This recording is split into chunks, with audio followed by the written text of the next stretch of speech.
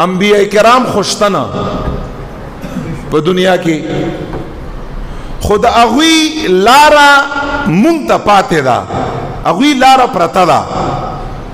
اوس دغه لارا نبی علیہ السلام مبارک خاتم النبیین دی، اخیرنی پیغمبر دی، دا غې نه پس بل نبی خو نشته چې مونږه حضور مبارک یا نبی موجود وی، مونږ به هغې سره ډایرکټ تعلق جوړ کړی وی، هغه خوشتنه.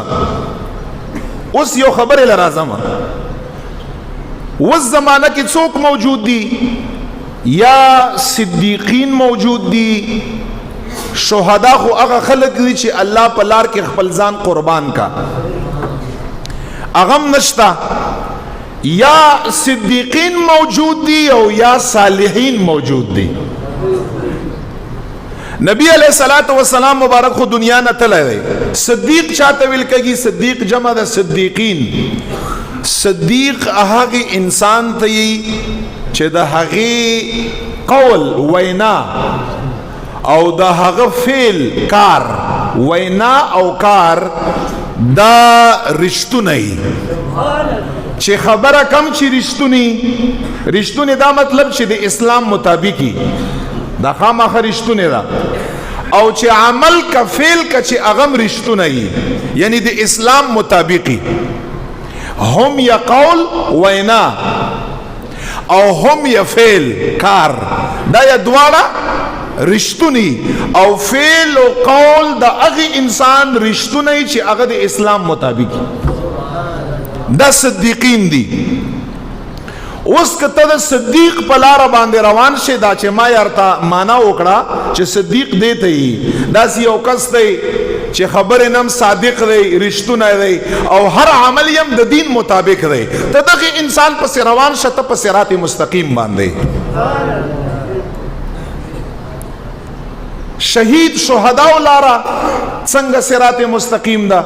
د شهداو لارا داسې صراط مستقیم ده لکه هغوی چې څنګه خپل د جان نظرانه د الله په لار کې د الله د رضا لپاره پیش کړه. کتا د خپل جان نظرانه عمدغسې د الله په لار کې الله لپاره پیش کړه، ته د شهداو په لار باندې، او د شهداو لارم صراط مستقیم ده، یعنی تم کامیاب شوې.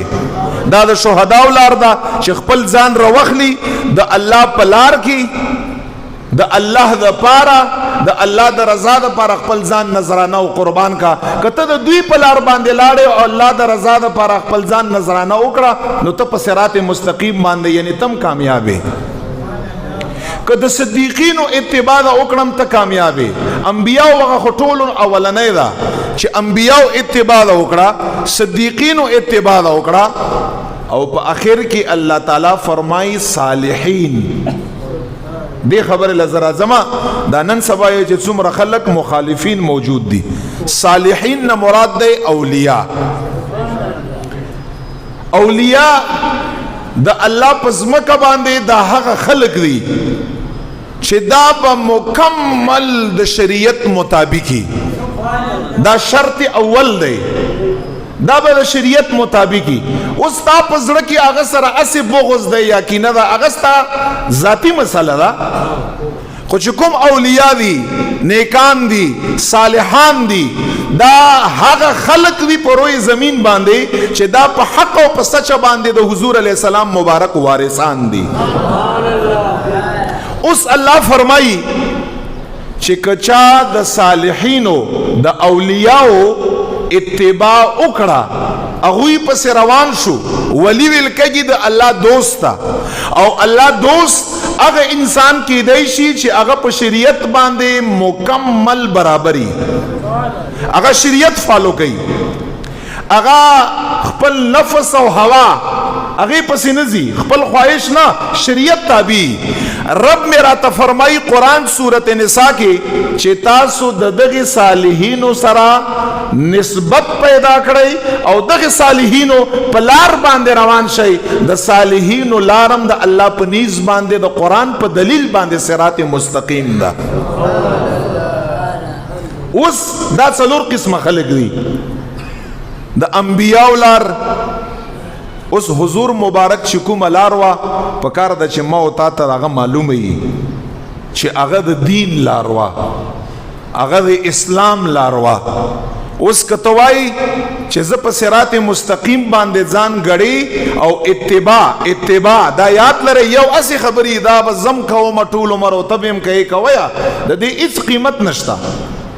چې صحیح وایي چې زه په صراط مستقیم باندې یم اتباع به کړې د پیغمبر علیه السلام مبارک، چې د حضور مبارک اتباع پتا کې موجود ده، د صدیقینو اتباع پتا کې موجود ده، د شهداو لار تا راټینګ کړه او د صالحینو د اولیاء لار او د هغوی اتباع، هغوی سره تعلق، هغوی سره صحبت، هغوی سره ناسته، هغوی سره نسبت هغه پتا کې شته. دا د دې خبرې دلیل دی چې کوم صراط مستقیم ذکر الله تعالی په سورت فاتحه کې کړی دی او ته الله نه غواړې ته دا قسم کولی شي چې دغه خلقو سره ستا تعلق وي چې زه په صراط مستقیم باندې روان یم.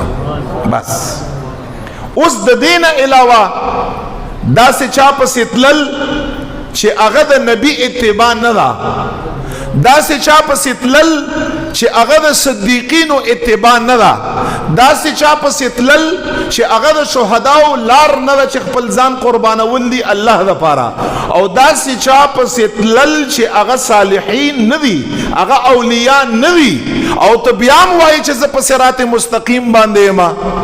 دا دستا ما یعنی په ذهن کې ستا یو مغالطه ده، دا ستا بول دی، دا ستا غلطی ده، ته په صراط مستقیم باندې نشي کېدی ځکه چې معیار رب متعال مونږ او تاسو ته بیان کړی چې د صراط مستقیم معیار دا دی چې دا به د انبیاو اتباعي، د صدیقینو اتباعي، د شهداو اتباعي، د صالحینو اتباعي، اولیاو او صاحبانو. دا یاد لرئ اوس وخت کې که تاسو سوچ وکړئ دا درې قسمه چې کوم دي دا درې وړه قسمه په اولیاو کې راځي. درې وړه صدیقین هم اولیاء دي، الله دوستان دي، اولیاء معنی خو دا الله دوست. شهدا څوک دي؟ شهدا هم اولیاء دي د الله دوستان، او صالحین هم څوک دي؟ صالحین هم اولیاء دي. نو پته څه ولګېده چې ترڅو پورې د صالحینو د اولیاءو په لار باندې روان نه د هغوی اتباع کړي نه، هغوی سره خپل نسبت او تعلق پیدا کړی نه، هغې پورې انسان دا دعوه نشي کړی چې زه په نیغه لار او زه په صراط مستقیم لار باندې یم.